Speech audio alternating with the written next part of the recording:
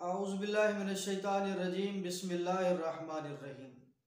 अज़ीज़ दोस्तों, आज हमारा मौज़ूए गुफ्तगू है इमाम हुसैन अलैहिस्सलाम का सफ़र मक्का मुकरमा से कूफा और करबला की तरफ। इमाम अलैहिस्सलाम ने मक्का से रवानगी के बाद 16 मनाजिल पर क़याम किया और हर मंजिल पे इमाम अलैहिस्सलाम की मुख्तलिफ लोगों से मुलाकातें हुई और इमाम अलैहिस्सलाम ने एक अहम पैगाम हर मंजिल पे दिया। तो इमाम अलैहिस्सलाम का पैगाम दुनिया तक पहुंचाने का आजकल मौसर ज़रिया जो है वो सोशल मीडिया है। हम आप तक पहुंचा रहे हैं और आपकी ज़िम्मेदारी है कि इस वीडियो को शेयर करके दूसरे लोगों तक इमाम अलैहिस्सलाम का पैगाम पहुंचाएं।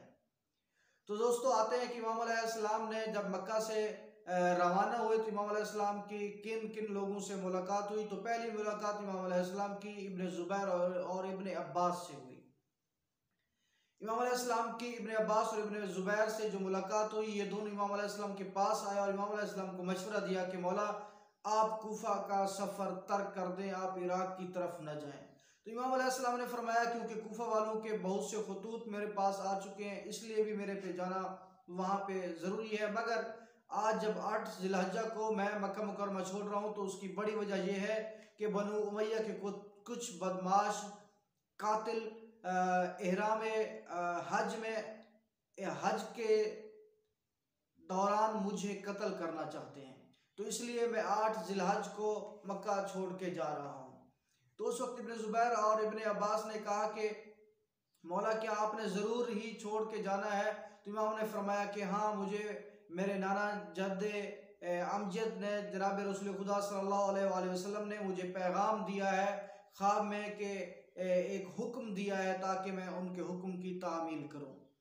तो फिर इब्न अब्बास फरमाते हैं कि मौला, अगर आप जा भी रहे हैं तो अपने मुखद्दरात इस्मत को साथ ना ले जाए, अपने ख़वातीन को, अपने बच्चों को, अपनी बेटियों को, अपनी बहनों को, अपनी बीवियों को साथ न ले जाएं। तो इमाम अलैहिस्सलाम ने उस वक्त फरमाया, इन्नल्लाह का चाह यराहुन्ना सबाया, कि अल्लाह ताला की ये मशीयत है कि परवरदिगार आलम उनको दुश्मनों के कैद व बंद में देखे। उस वक्त इमाम अलैहिस्सलाम ये कह के वहाँ से रवाना हुए और हाँ, इसी मकाम पे इमाम अलैहिस्सलाम ने एक खुतबा भी दिया। इमाम अलैहिस्सलाम ने फरमाया कि मैं हुसैन इस चीज़ को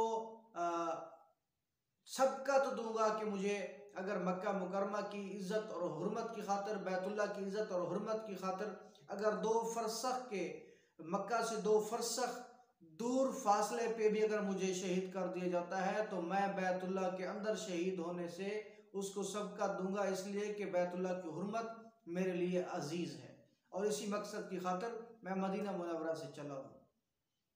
फिर इमाम अलैहिस्सलाम ने फरमाया कि फर्जंदान आदम के लिए मौत ज़ेब व ज़ीनत बिल्कुल इसी तरह है जिस तरह एक औरत के गलू का हार होता है। इमाम अलैहिस्सलाम ने यह भी फरमाया कि मैं अपने जद्दे अमजद रसूल खुदा सल्लल्लाहु अलैहि वसल्लम, अपने बाबा अली और जनाब सैयद सलामुल्लाह अलैहि और जनाब इमाम हसन अलैहिस्सलाम से मिलने का बिल्कुल उसी तरह इश्तियाक रखता हूँ, उसी तरह शौकीन हूँ, उसी तरह मुझे शौक़ है जिस तरह हज़रत याकूब अलैहिस्सलाम जनाब यूसुफ से मिलना चाहते थे। इमाम अलैहिस्सलाम ने फरमाया कि मैं देख रहा हूँ कि भेड़िए मेरे जिस्म के टुकड़े टुकड़े कर रहे हैं और यकीनन मैं मौत को ऐसी ज़िंदगी पे तरजीह दूंगा कि जो मासियत खुदा में हो या यजीद जैसे हुक्मरान की बैयत में हो। इमाम अलैहिस्सलाम ने फरमाया कि मैं कभी भी यजीद जैसे की बैयत नहीं करूँगा। ताहम इमाम अलैहिस्सलाम ने क़याम किया और इमाम अलैहिस्सलाम ने खुरूज किया और इमाम अलैहिस्सलाम मक्का से रवाना हो गए। ये था इमाम अलैहिस्सलाम का पैगाम जो आपने मक्का छोड़ते हुए इब्न ज़ुबैर और इब्न अब्बास के होते हुए दिया। अल्लाह आपका हामी और नासिर।